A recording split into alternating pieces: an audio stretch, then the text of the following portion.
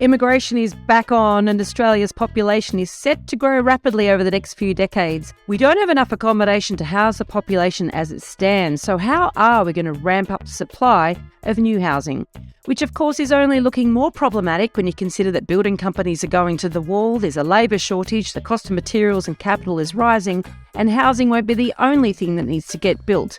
There will be stiff competition for resources. Where will these people work? Where will they shop? Where will they be schooled? Planning for population growth is a mammoth task.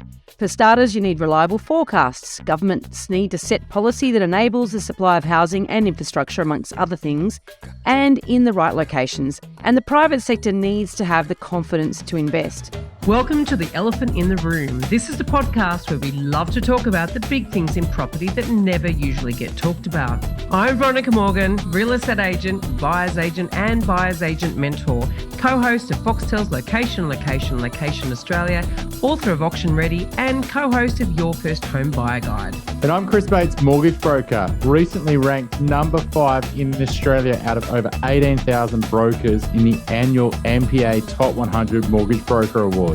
Before we get started, I need to let you know that nothing we say here can be taken as personal advice. We always recommend you engage the services of an appropriate and experienced professional. And this week, we've asked a specialist in this area to come and chat with us about what the future might look like, specifically in the apartment space, as we anticipate a 60% increase in our population by 2050. Richard Temlett is the director in Charter Keck Cramer's Strategic Research Department. That is a mouthful. A former lawyer, Richard specialises in producing forward-looking evidence-based outputs which identify target markets, property market risks, as well as assisting industry players in making development and investment decisions. Thank you so much for joining us, Richard. I think this is going to be quite a meaty discussion. Well, thank you very much, Veronica and Chris. Really great to be on the show, and I agree. I think it is going to be a very meaty discussion. I've got lots of good things to say, evidence-based things to say, and I think it's part of a very important discussion that needs to be had. So let's kick it off. Yeah, I don't know where to kick it off as well, because Veronica absolutely nailed that intro, right? There's so much going on in this space from a demand and supply problem, right? Like, what's your sort of current take on, 2023, coming out of COVID, coming out of a building boom, all the challenges of the building in the last few years and investor appetite. So what are you seeing, and over the next couple of years in terms of, because you do a lot of advisory to the development space, right? And what are sort of they thinking and what are you advising and, how's it all going to potentially play out over the next couple of years? Great. Well, look, I'll give you a bit of a background to what we're doing and I'll obviously answer your questions. So the team and I specialise, it's across all asset classes, but mainly it's in residential and apartments. So it's both built to sell apartments as well as built to rent apartments across Australia. And we have a national proprietary database where we collect all the apartment data supplied. So we get a pretty good handle on the projects that have been historically delivered as well as the ones that are in planning and are likely to be delivered. And it's off the back of that, we work with our valuer colleagues across Australian cities to understand what's going on from a price and a rental perspective. And we have our own in-house demographers that do population analyses and forecasting. And it's off the back of that we produce the 6-monthly state of the market, apartment market reports. We've now broadened them due to our clients' requests across all Australian capital cities. And basically the clients that we act for are developers, financiers, builders, and local, state and federal governments. And for a while now, we've been writing about basically the supply shortage, not just in the apartment space, but also in townhouses and houses across Australia. And this was before COVID. It was just because Australia is a very, very attractive place to live. There's very, very strong levels of net overseas migration, some of the strongest in the world, in fact. And obviously then COVID has come along, and unfortunately COVID has distorted the housing markets. And then I'll go into a couple of details now as to the impacts. But as a result, COVID basically has shut off the demand for a couple of years with border closures. And more recently, it's played through into construction cost increases and also just very weak sentiment from developers in the developer space in terms of launching their projects. And what that means is that there's going to be a mismatch between the supply of dwellings over the next couple of years and the demand for dwellings. And let's, I suppose, start with the demand, and I'll feed it back into the different reports, because it's very clear to me that the different cities are at different points in the market cycle. There's submarkets and submarkets, and certainly your listeners must understand that there's no single apartment market, there's no single housing market across Australia. You need to really understand there's submarkets within submarkets. But basically, even I've just said that, if we take a macro overview, if you look at demand bouncing back, as Veronica said, Australia is very reliant on that overseas migration. The majority of it comes into Melbourne and Sydney, New South Wales and Victoria, but also now more and more into Queensland and then also some of the other states. And those migrants bring with them their living preferences, which is often for higher forms of accommodation, high forms of density, such as apartments and also townhouses. Leading up to COVID, we had very, very strong levels of growth. Borders were closed and net overseas migration basically stopped. And unfortunately, a lot of migrants were effectively sent home. And I've never seen a time where basically demand has been cut off so cleanly as what happened now. It shouldn't normally, in normal times, it shouldn't happen. More recently, though, when we look at the stats, and even though I do to an extent rely on the government forecasts, they have a very difficult time right now trying to forecast the return of migration. Over the last couple of years, I've just noticed that even though they're doing their best, it's very difficult to estimate how quickly or how strongly demand is going to bounce back. And the most recent forecast that they published, which was at the end of the last year, basically said that net overseas migration was going to get to pre-pandemic levels this financial year, which ends in 3 months' time. However, those are their forecasts. When we actually look at what's happening on the ground, both with student visa applications as well as overseas arrivals, the stats show that because there's been a 2-year hiatus, demand is bouncing back much, much more strongly than they'd forecast. And you probably saw a couple of reports released this week where they were saying that net overseas migration would be over 300,000, and that's the strongest effectively it's ever going to be. So what has been historically.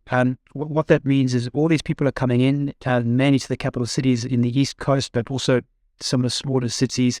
They have to have a place to live. They bring within their living preferences. So they're coming in. There's a huge amount of demand. When we look at supply, as I was saying, we've tracked for the last 15 years the supply of all housing types, whether it's apartments, townhouses, or house and land. But as it applies to apartments, that actually was slowing dramatically prior to COVID. And the reason why is because the government in about 2017 was very worried that there was a huge amount of overseas investments and overseas investors coming in, and they were driving up house prices and pricing out Australian non-occupiers out of the housing market. And so they changed a number of incentives and also changed, or the banks changed the lending to investors.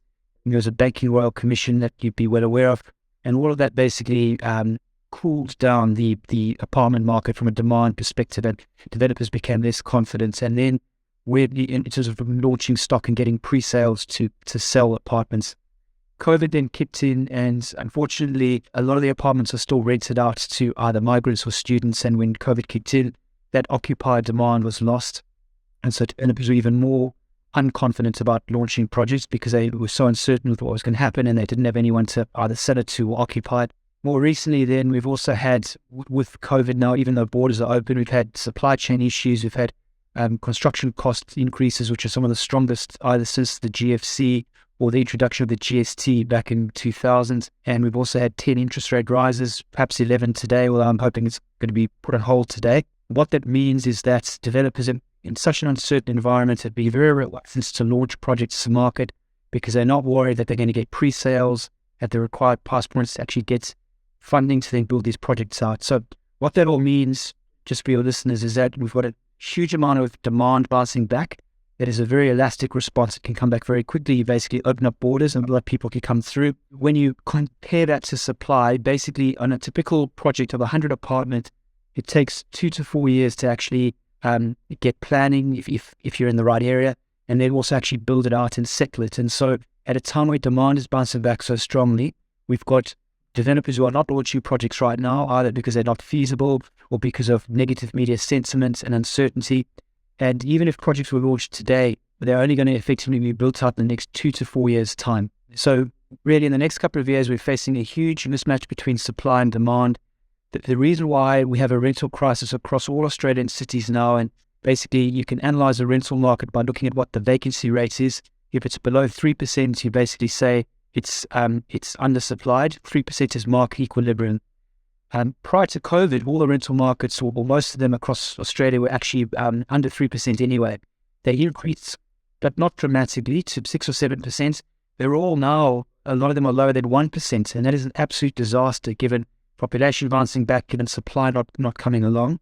And unfortunately, government needs to actually start helping, and I'll tell you how in a second, start helping to bring back local and foreign investors into the market, stimulate some of the supply. And until that actually gets put onto the ground, we're going to continue to have a major rental crisis, which is a massive shame, because Melbourne has historically been the most livable city in the world, and it's got so much going for it, but it's going to struggle now with housing affordabilities, as will Sydney, as will Brisbane, until the government realises we're at a very different point in the market cycle.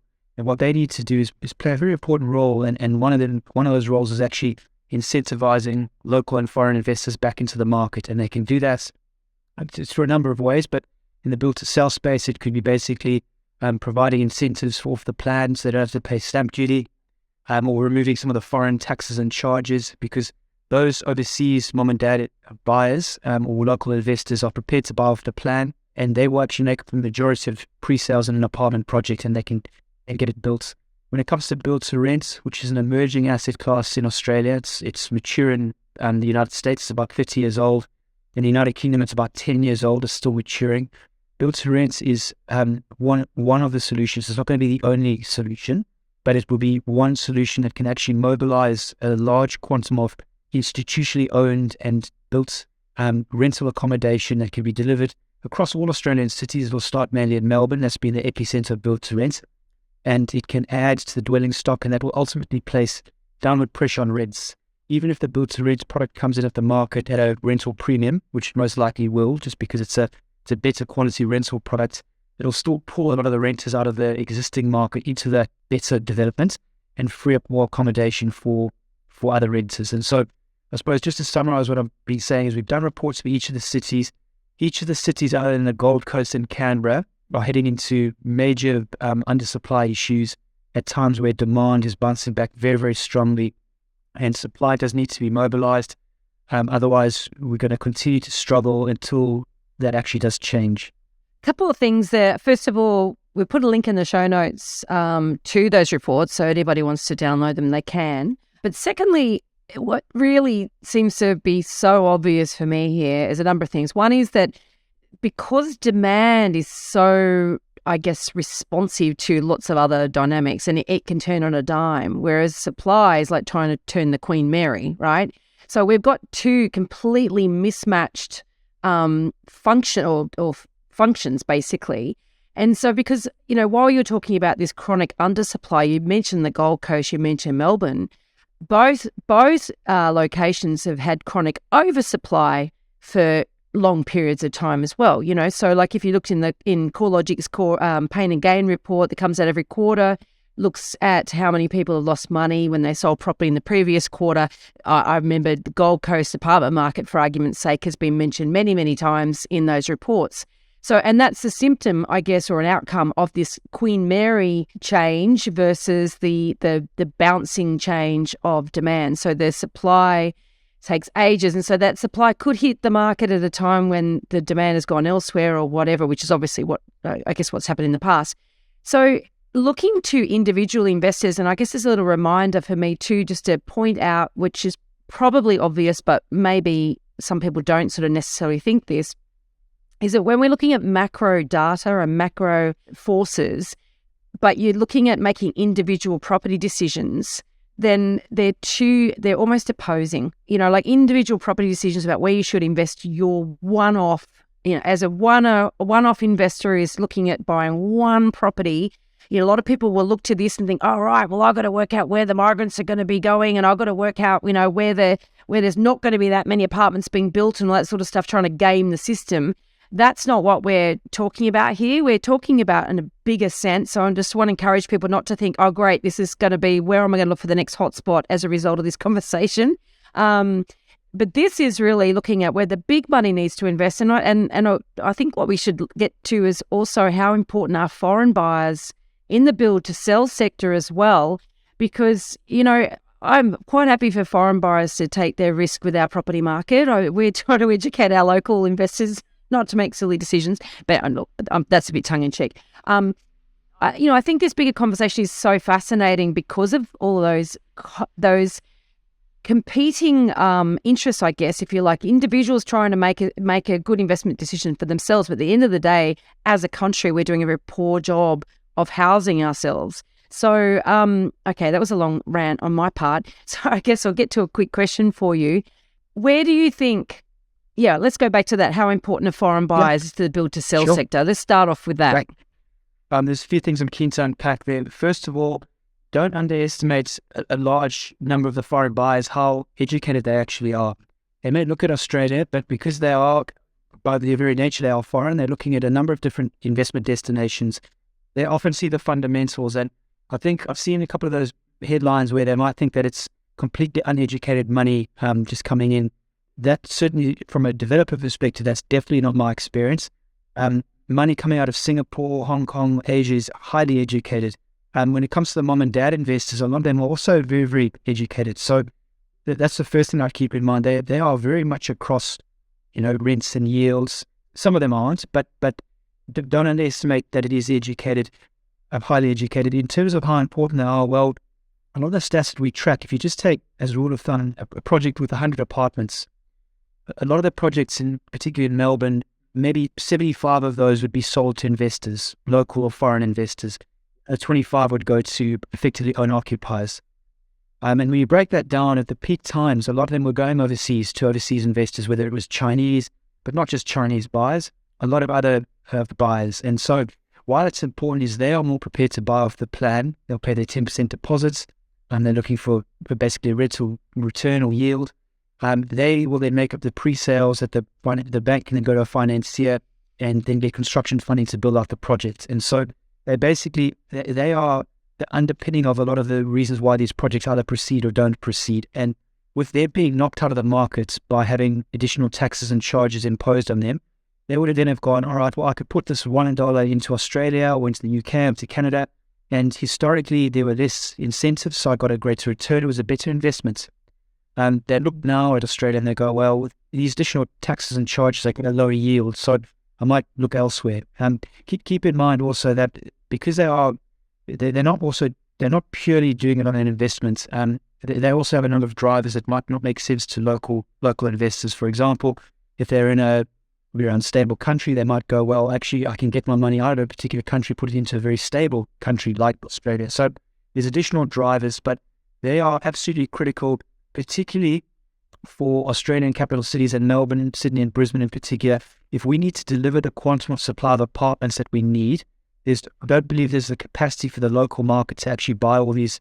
In the short term, the foreign investors and the money is going to have to come in to actually support and get more of these projects off the ground over the time period that they need to be delivered. Otherwise, we're just not going to get back to the levels of what we need to be delivered to actually house Australians. So, in a long-winded way to answer your question, they are absolutely essential to the market, but there's also a misconception that they're going to be driving up house prices. That's actually not necessarily correct, given that they have to buy new stock.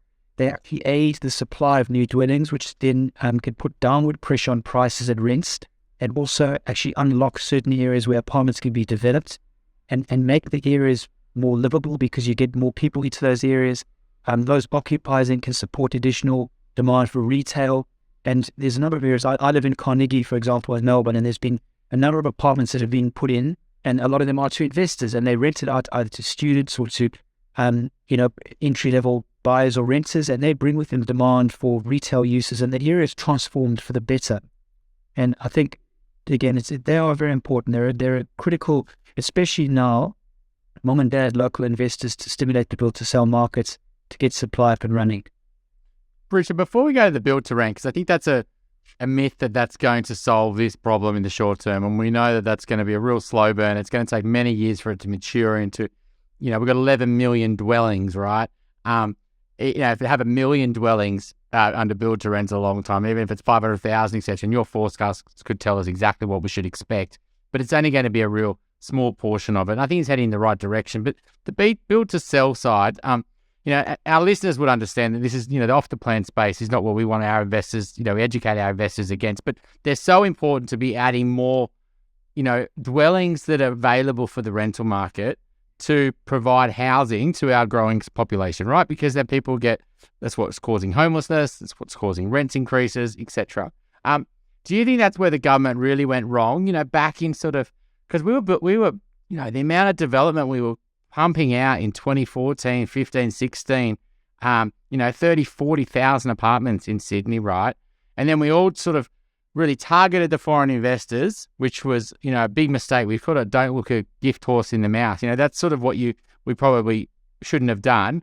But we also targeted the investors locally, right? We targeted them with the Royal Commission, the interest only, etc. So, looking back, the problems we have today, do you think it goes back to that sort of in the boom, forgetting that how important we are, that part of the market is the investors, and just taking the easy option just to target them rather than, face the facts that the housing crisis is caused on many different levels, not just investors playing?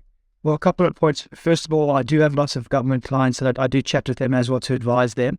But I have said that, yes, I think there was, at a number of levels, there was a misunderstanding of the apartment market and really how it works.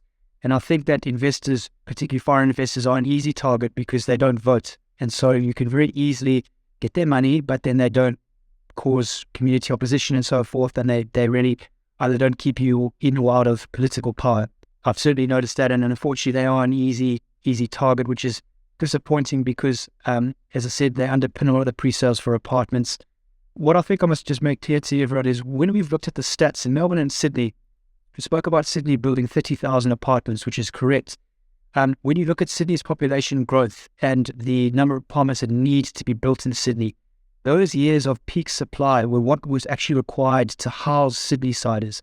The fact that we haven't built before and after that is the reason why Sydney house prices are so high, because there's just not enough dwellings being built.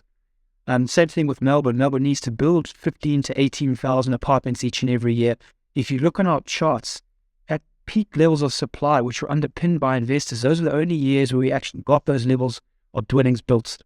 And so we've got huge population growth coming in. More and more people are going to have to live in single or picking. They're going to have to group up into houses because there's not enough dwellings being built. And so, I suppose to answer your question, did the government get it wrong? Look, hindsight's always 20/20. I'm sad because I certainly was even involved in presenting to the government, explaining to them what was going to happen, how important investors were. Unfortunately, some of it fell on deaf ears, if I'm being honest. I hope that they realise now that the market is cyclical and we're at a very different point, and that they can still not necessarily make amends, but they can reverse some of those changes that they've done, whether it's planning changes to speed up things or allowing high density or as the incentives as we discussed. And supply is rather inelastic, but decisions that they make today will flow through in 2 or 4 years' time. So they need to be being very brave. They need to be making decisions now, and they do need to be targeting foreign investors, which will actually provide a flow-on benefits to owner-occupiers and local Australians because of the supply being delivered. So you brought up a couple of things there, which is quite interesting. I mean, for starters, I do recall quite a lot of, if you think politically, right, it's easy to blame foreign investors for our rising prices. And I remember back to the previous boom, that 2012 to 2017, there were quite a lot of headlines around Chinese investors, for argument's sake. And then I read some data around that saying that actually the Chinese investors representing, I think it was only 18% of the foreign investment market. And so you can see this sort of populist type, I guess, arguments that are out there. And the same for how evil investors are, particularly at the moment. You still see, I saw an academic, opinion piece in the Herald basically going on about how investors are greedy, putting rents up. And I'm like, this is an academic, for God's sake, who should be able to have a bit more of a sophisticated, argument or look at the actual problem rather than just simplistically saying interest rates going up mean that investors are going to put up rents. So there is that sort of populist, opinions out there. Very easy to propagate these opinions. But also what you're talking about, foreign investors there, being not uneducated. I think what you raised there was quite important because they make investment decisions for different reasons than what an Australian property investor might make. So parking money in a safer economy is a very different reason to invest. And one of the other things that potentially might be a populist argument that you can disabuse us of if you want to, is that, particularly say the Chinese buyer might have bought a lot of property here in these apartment buildings, and then, basically just banked them, didn't rent them out, didn't have many of them occupied. How much of a problem do you think that has been, and is it real, or is that once again just a bit of a beat up? Yep. Look, there's quite a bit to unpack there, but I've made some notes so I can just systematically work through it. First of all, your comments about the media and talking about how bad certain foreign investors are. What I find very disappointing, and I'd encourage all your listeners to basically critically analyze a lot of those media articles, because it's very easy to pick one example and say this is reflective of the entire market. Every single foreign buyer is greedy or bad because this one bad egg did X, Y, and Z. And as I said, we pride ourselves in actually looking at some of the stats to go a bit deeper. And with respect to a lot of those media articles, they may well, because they want to sell headlines, they'll pick the worst case scenario, and then sometimes I'm even guilty of it. I'll read the paper and I'll go, oh my goodness, this is reflective of the entire apartment market. That could not be more further from the truth, to be honest with you. There certainly are, bad people out there, greedy investors out there. They catch the headlines, but that's not reflective either necessarily of what we're seeing on the ground or what's actually happening in the market overall. In terms of your investors and their overseas investors and their purchasing decisions, it's fascinating because often they will actually drive the market at times that your local investors probably wouldn't, because your local investors, they live in Australia and they're basically looking for a return on their investment. Whereas if you're overseas at certain points in the cycle, if the exchange rate is favorable, it may actually make more sense for them to buy. And I must admit, when we studied the apartment market over 2014 to 2016, the Chinese buyer, even though it seemed like an extremely expensive price point in Australia, with the exchange rate back then, it was extremely affordable for them. And so we had a lot of local buyers going, just doesn't make sense, like we're getting either price out of the market, how are these guys buying? And what we actually find is because of the exchange rate, it was favorable to them. And again, I would just reiterate, with the quantum that was sold, that actually supported pre-sales rather than necessarily driving prices up, which is not really actually what happened. In terms of a lot of the buyers, particularly Chinese, buying them and then holding on to them rather than renting them out, yes, some of that is true, but there were also headlines back in 2014 and 2016 where there was an article, I don't know who put it out, but basically said that 30% of the Docklands was vacant. And when we looked into the stats, what they were doing is they were reading the water meter stats, so they'd got them wrong because they were part of owners' corporations. It wasn't reflective of what people, and then people started thinking, all these Chinese buyers are adding these ghost towers. That actually wasn't the case. There were ones that absolutely were vacant because it seems to be a bit of a cultural thing that Chinese will buy it. They'll take their money out of the country. They don't want to necessarily lease it out because it's the perception of keeping it new. Conversely, they may actually have it because they're using it because they have kids and they want their kids to come and study in Australia. And Australia has some of the best tertiary educational institutions, and often they'll buy it and their kids will then live in it, and then they'll have it as their, hopefully when they get permanent residency, they'll stay in Australia. So these decisions, you can't make one blanket statement that fits everyone. They're often quite unique, even though they're investor purchasing decisions. But to answer your question, yes, some of them are absolutely, they are purchased and they are kept vacant. But that still also will add to pre-sales, will also increase supply. Don't think it's necessarily something to be particularly worried about, because still, ultimately they do get occupied sooner rather than later. I think your key point there is that that helps the developer get the pre-sales. It helps brings money into the country. That money goes to developers, and they can do other projects, etc. So to think that there's no benefit to the society for that money coming in is a bit ignorant, right? And you're right. If the developer can't get pre-sales, then they're not going to build, right? If they haven't got the confidence. So what are your developers thinking right now? Because you could see on your reports, a lot of them are very hesitant to release. It's whether it's greenfield estates, whether it's new townhouses, whether it's new apartments. Ultimately, the how fast they release the land lots also controls prices, right? So if they don't have many projects out there, then so what are they thinking? With building prices, with labour shortages, you've got big home builders going under in recent years. No developer wants to, take one project too far. And so what are they thinking right now? I'm on a personal mission to help more people make better property decisions. And you can find out all about what I'm working on at veronicamorgan.com.au. And there you'll find resources for first home buyers, details about my buyer's agent mentoring program, access to suburb help for investors, or if you're looking to buy your dream home or an investment property in Sydney's inner west, eastern suburbs or lower North Shore, you can connect with my team at Good Deeds Property Buyers. If you're thinking about buying your first home, upgrading to a new one, or purchasing an investment property anywhere in Australia, we would love to carefully guide you through this journey and importantly get the finance right. Please reach out via our website, wealthful.com.au. Don't forget that you can download our free full or forecaster report. Which experts can you trust to get it right? theelephantintheroom.com.au. Look, that's a great question. I'll start unpacking that. As part of the research, what I thought we'd do, because I think it just gives it better balance, is we look at all the stats, but we also speak to developers and financiers and builders, and we basically blend the quantitative versus the qualitative analysis to put it together.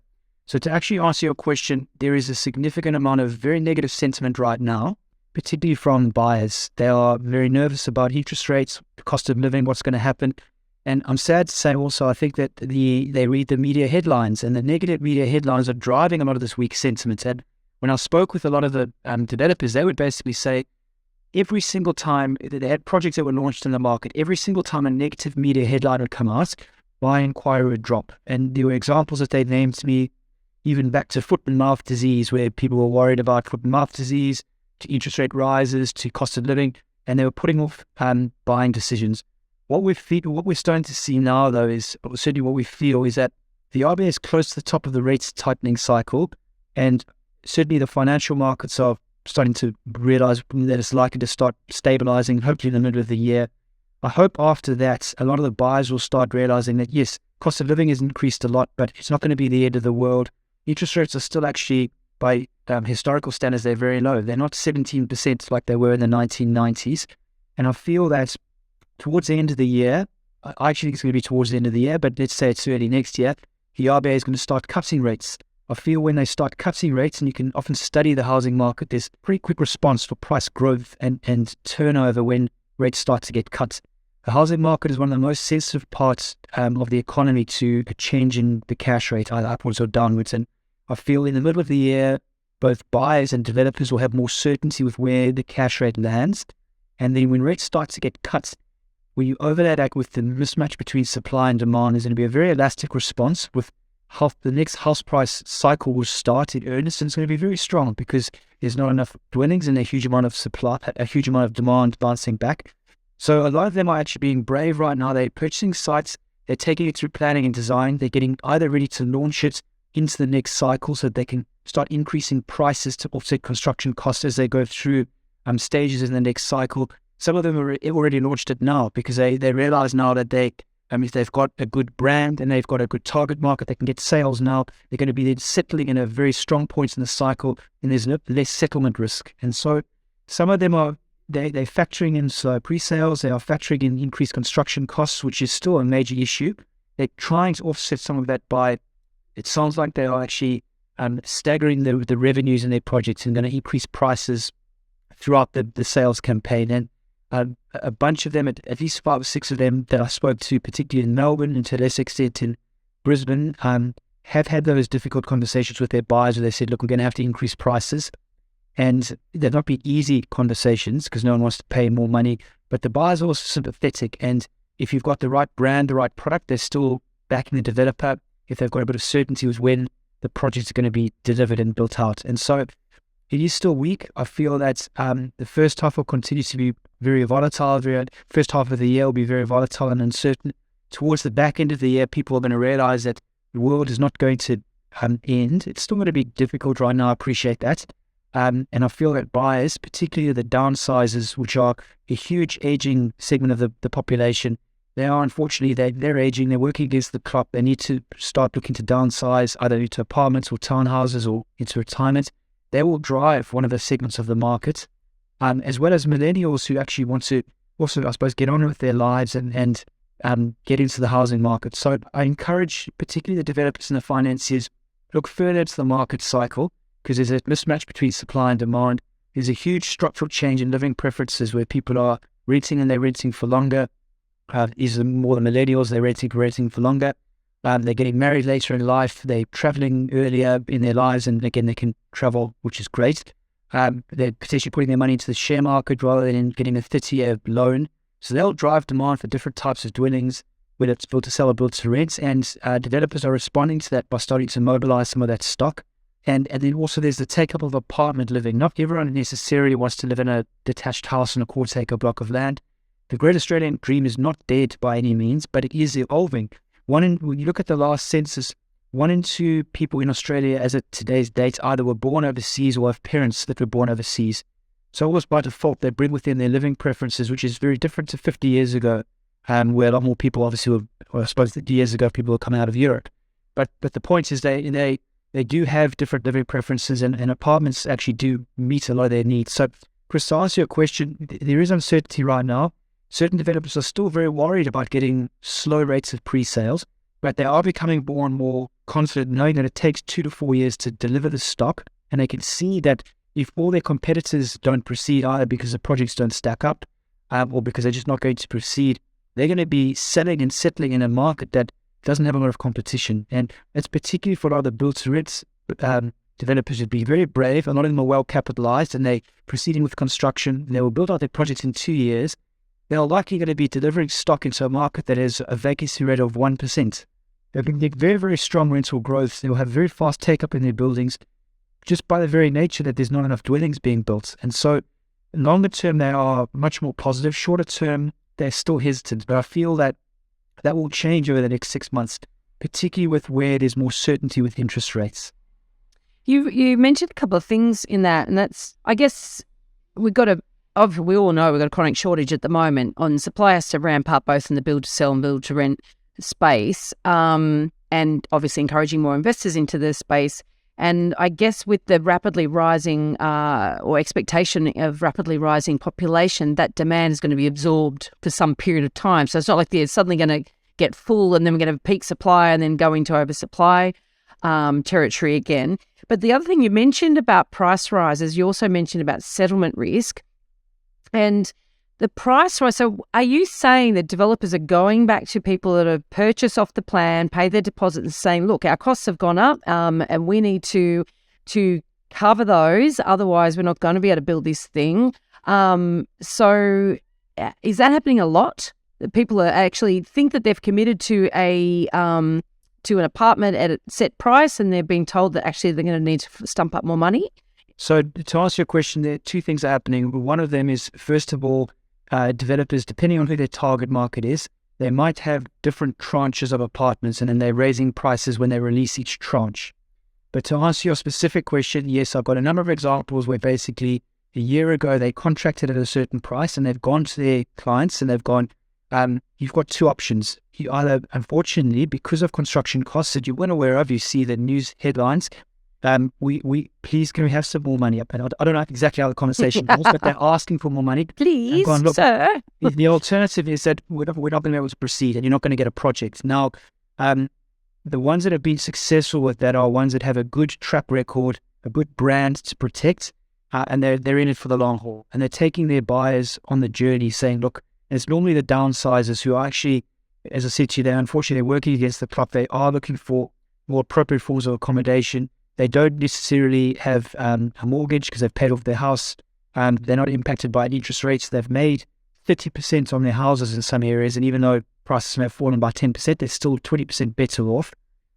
So it must be a very difficult conversation to have. I'm not saying it's easy, but they've gone to them and they've gone, we do not have a project unless we actually increase prices. And I'm pleased to say the ones, and it hasn't happened with everyone because some of them have, again, I'm not the legal expert per se, even though I do have a legal background. I won't be giving the legal advice as to what the termination and sunset clauses say in that contract.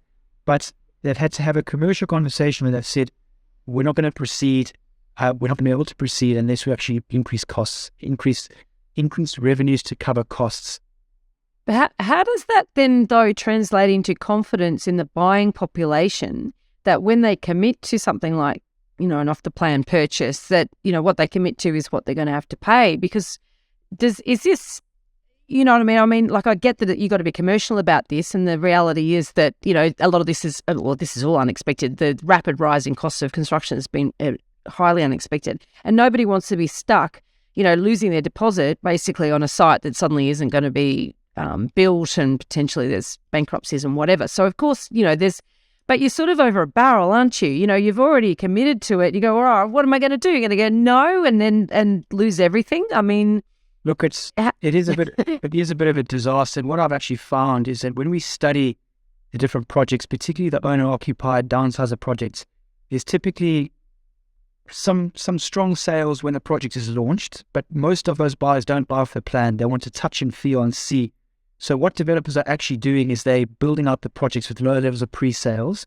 They're taking absolutely a financial risk, and if they've got the balance sheet to do it, they can do it. They're building it out, and as soon as they start building the project out, buyers get more confident that the developer is in it for the long haul, and then sales increase. Then when settlement occurs, they're getting a lot of sales, quite simply because obviously the project has been built out. And so what I've been talking to a few financiers about is I actually think that I'd love to say I'm smart enough to do it myself. I'm certainly not there. There must be some smart financiers out there that can actually arrange a different form of financing for apartment projects, because the current financing arrangements they reflect basically investor grade projects where you normally get pre-sales up to 60 to 70% of effectively the project, and then you proceed with construction, and they all have 10% deposits, and then you settle at the end. But there must be a different financing arrangement where you can allow a developer to build it out with low levels of pre-sales, because then you can actually lock in those construction costs. There's more certainty with timing, and what we've found, again, I haven't seen the stats, but speaking to some of the big developers, whether they be some of the super funds or some of the really big ASX listed developers, they're building out the low levels of pre-sales. They're getting higher revenues at those different milestone dates in the project. That's how they're getting it to feasibly stack up. Veronica, to answer your question about sentiment, I think that is the very issue. There's a lot of them that are not buying right now because they're extremely worried that the build day in particular is going to go under. I mean, you saw last week there were two build at a civil contractor that unfortunately again went under. So they are, that's an understatement to say they're worried. They're actually terrified that they're not going to get their project built. So what the developers, the ones that have been successful, is they've signed up reputable builders who, I've even heard stories of the buyers actually asking the builders for their balance sheets. Now, whether the builders give it that, I'm not sure. I suspect they probably won't, but the buyers are aware of that enough to actually go, we're less worried about the developers, we're worried about the builders going under. Can the builders actually carry this out? Where are the materials coming from? And I'm led to believe by some of the developers that we're working with that if they can educate the buyers on the fact that the materials are around, that there's, these are the rough costs or the rough timing, and if they've got a brand to protect, they are still getting those sales. But make no mistake, it is slower. It's definitely slower than it has been historically. And to close it off, your comment, yes, it is weaker sentiments because people are worried about that. They're very uncertain. Because you also mentioned settlement risk as well, which is another thing that plays into, purchaser sentiment, if they're aware of that. What's happening there? Well, they're aware of it's a good point, Veronica. Are they aware that the borrowing capacity reduction in the last 12 months is going to create huge settlement risks because the buyers who bought them, thinking they could borrow 6 or 7 times their salary are now potentially only going to be able to borrow 5 times their salary. Plus they, is this a brewing problem for, they're finally getting through their build. They're not making much money on this build anyway, because of all the materials and the labours and the delay and all that sort of stuff. And then they're going to have all these settlement risks potentially brewing from their first home buyers or their investors. Look, to be honest with you, I can't give all the legal or financial advice, but that is, depending on who your target market is, that could be a risk.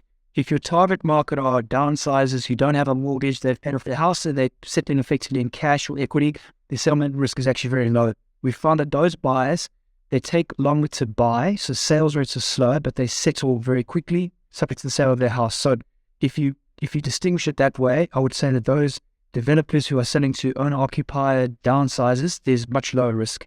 There absolutely is risk for your investors or your first home buyers, and I would suspect that the majority of them would not, because they buy off the plan and in 2 years' time they might settle. They probably haven't thought about this anymore. They're probably reading the headlines, but maybe some of your listeners have gone, oh my goodness, I thought that I could take out this much money, but in 2 years' time, it may be, and I would suspect it will be very different. So that may well be, yes. I'm not quite going as far as saying they should go and get legal or financial advice, but that is something that they do need to be aware of, because financial conditions, I mean, as we know that the RBA said that rates weren't going to rise until 2024, a lot of people actually, and during that time, a lot of people bought off the plan in a lot of the apartment projects.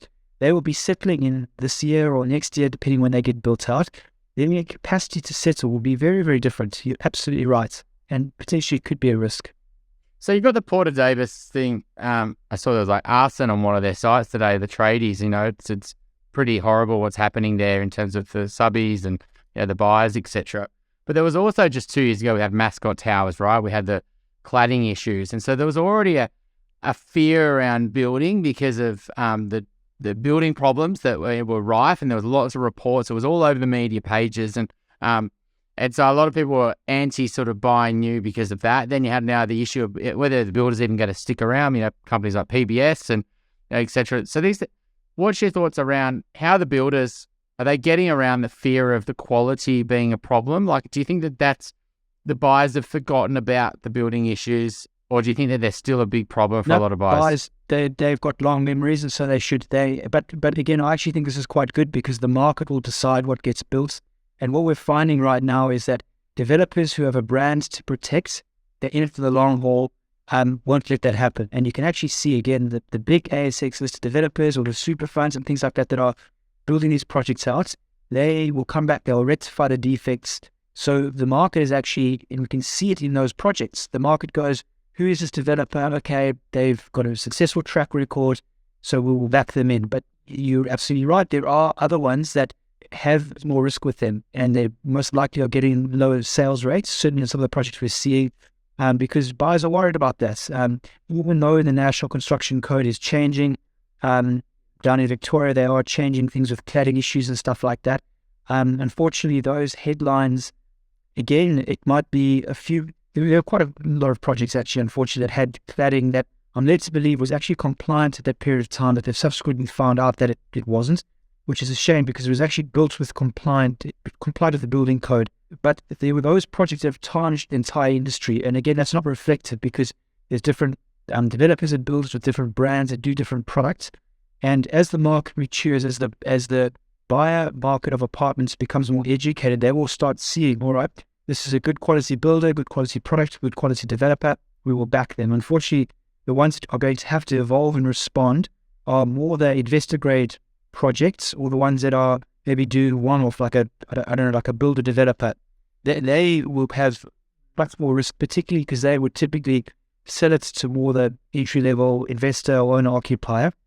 They've definitely been impacted by things like those Mascot Tower issues, and I think that they will continue to be impacted. But I don't think that's a bad thing, because the market actually does need to step up and build better product. You can't have, like, you see some of those ones, and unfortunately there's other ones that I'm aware of that maybe didn't make the news headlines, but I've got friends in Owners Corporation Management, and that's going to be my dumbo of the week that I'm going to talk to you about in due course, with Owners Corporation Managers, and they tell me the defects that they see in these buildings just due to very poor quality. That's just not good enough. You need to be building stuff that's actually fit for purpose, that's going to last, longer than 10 years. You look at some of these projects and you think, I wonder if this is actually going to last for 10 years. After a couple of years, it's dated, it's already aged.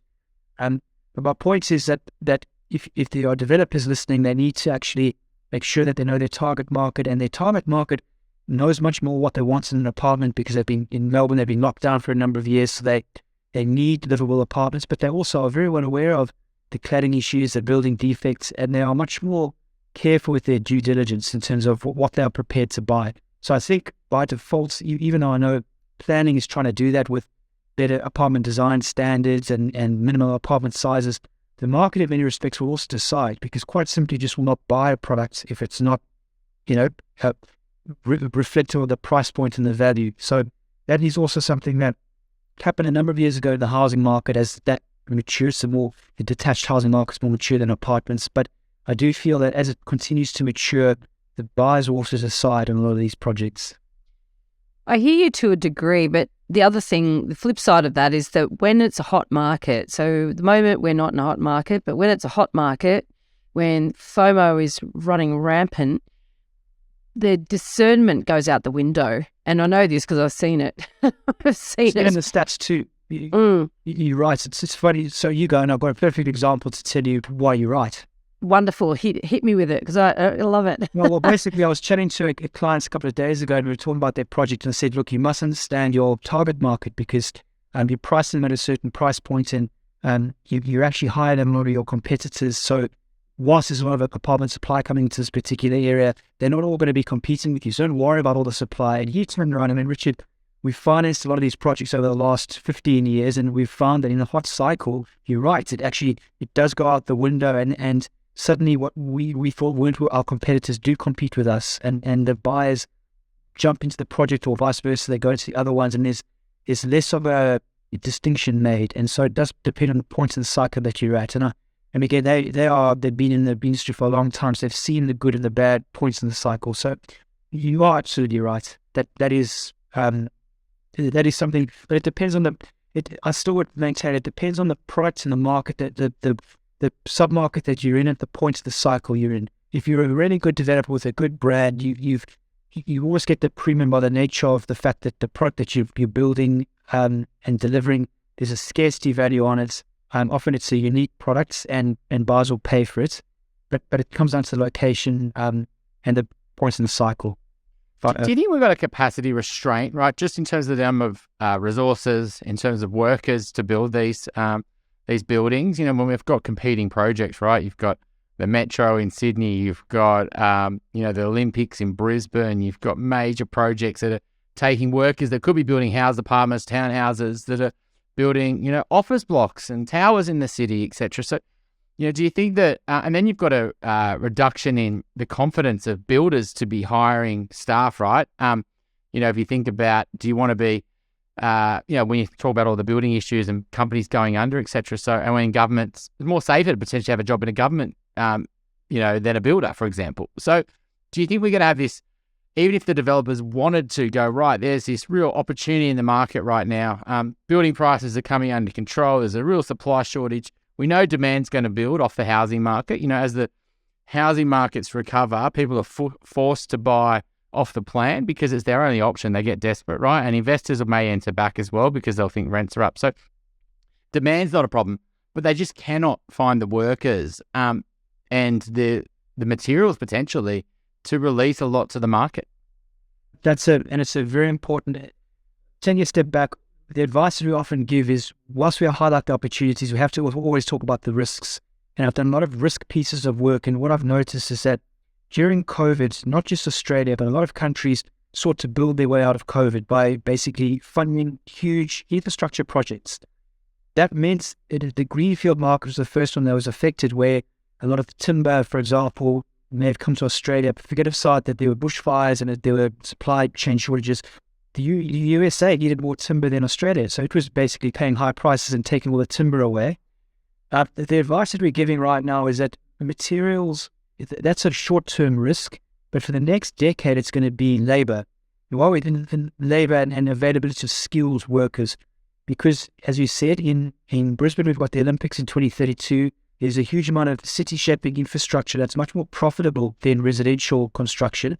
It will take materials, take labour away leading up to the Olympics. Same things happen across both Sydney and Melbourne, with huge infrastructure projects being delivered, and that they'll be delivered over the next decade. And what we saw during COVID was a lot of builders went, well, we could work on these resi greenfield estates, or we could go work on the Metro Rail Tunnel. It's far more profitable. We can make more money there. Let's go work there. So that is a longer-term risk. It is a major issue, and it's going to be worse in Brisbane just because of the Olympics and all the infrastructure coming there. What government needs to do is actually start kind of like what Canada's doing, where they're just opening up and getting more overall migration in. But government needs to focus on getting skilled migrants in to actually, whether it's engineering and a whole bunch of those jobs, to actually help out to build out all this, not just the infrastructure, but also all the dwellings that need to be built. So I don't necessarily have all the answers, but what I'm saying is that over the next decade, there's going to be a global chase for talent. So it's probably good. People that are coming out of university, get into engineering and construction. You're going to be in so much demand because of what happened in 2020, because of how the market was distorted, because of all the financial commitments that the countries have made to build out these projects. how that then applies to developers and on their project, I think a lot of that will go into just increasing costs, increasing prices in the end. It'll have to drive prices up. I think the bigger players may have larger bargaining power, so they'll be able to actually maybe still deliver some of their projects at scale and keep some of their costs down. But it is a major issue. And again, I don't really know a way around it other than a worker that may want to even come to Australia. Hopefully the saving grace is that Australia is very attractive for a number of reasons, not just a salary. Whereas if you go to some of the other countries overseas, it might be, well, I can get a good, because there's money on these projects, you can get higher wages there. But Chris, to answer your question, it is a major risk. And I think we always give advice like the short-term and the longer-term risks. The short-term risks are definitely in the shortage of materials. Hopefully the supply chain issues continue to resolve themselves over the next couple of years. But longer term, it is going to be labour. And so it'll be skilled labour in those industries. Yeah. Richard, you mentioned your property dumbo before. Do you want to just quickly enlighten us and we'll have a bit of a laugh? I have a number of them, but what I actually thought is, I give one that I think hopefully will help a lot of your listeners, because with the research that I do, I've helped a lot of my friends and family buy houses and apartments. And I mentioned to you, I'm friends with people in the strata industry, and the reason being is when I changed careers, I was practicing law. I went back and I got my master's in property, but for a year and a half, I needed to basically get an income. So I worked as an owners corporation manager part-time whilst I was studying, and it was really a blessing in disguise because I learned all about owners corporation management, and particularly as it applies to apartments, you obviously have an owners corporation annual general meeting where you talk about the building and you set budgets and you talk about defects. And the dumbo and the wheat that I would say to you, I'm pleased to say I haven't done it, but I've helped both. I've got two younger sisters. They've bought townhouses and apartments. I encourage your listeners, when you're reviewing the sale of land contracts, basically be aware of the buyer beware clauses, which say you need to do your own investigations. If you actually look at the minutes of the meetings, you can work out whether there are defects in the building. And why it's important is because I've had, even on some of the properties that I was looking to buy, there'd be an apartment that was 50 grand cheaper than all the other ones. You start going, what on earth is going on? And I've actually had sales agents that have gone, oh no, there's nothing wrong with it. And I've reviewed the contracts, called up the owners corporation manager and gone, oh, I've seen that you're getting a building defects report for the property, what's going on? And then you find out that there's huge leaks and that there's 200 grand's worth of work to be rectified. So why I say that's a dumbo of the week is because my sisters have come to me and they're medical professionals and in hospitality, so they're not going to know much about property, which is perfectly fine. And they've gone, we found this fantastic dwelling in this area, we want to buy it, it's cheaper, why can't we buy it? And when you review it, you think, well, you're about to buy a lemon. And I think that's very relevant, particularly because we're talking about apartments. They'll all come under owners corporation or strata schemes. So be aware that that's a very good tip. You can actually save yourself a lot of money and a lot of issues by actually doing a bit of research. And you should really call up the owners corporation manager. There will be one on all the projects, and you can actually chat with them and they can tell you what's going on. So that, I suppose, is more of my dumbo of the week, and hopefully helps other listeners avoid what could be a catastrophic mistake. I think you nailed it. I think you covered it all there, Richard. And absolutely, I think the buyer beware is obviously the key takeaway here. And you can never do too much due diligence. And, especially when you're in the apartment owners corporation strata space, the more digging you do, the better, to give you that confidence, because once you've signed, it's too late. Richard, it's awesome report. I mean, it'd be great to have you come back on maybe in the future as well once these issues start to unravel a little bit more, because it's like Veronica said, it's like moving the Queen Mary. It's going to take years for it to play out. Thanks for coming on. No, you're most welcome. Yeah, really appreciate your time. It's been a very interesting chat. Thank you, Richard. If you have a question that you'd like us to answer in an upcoming Q&A episode, you can send us a voicemail or written question via the website, theelephantintheroom.com.au, or you can email us directly at questions@theelephantintheroom.com.au. If you like what you're hearing, please share this episode with others you feel would benefit. And while you're at it, why not leave us an iTunes review? 5 stars would be great. I know that sounds a bit cringy, but we have it on good authority that every review helps make it easier for other people to find out about us and hear what our amazing guests have to say.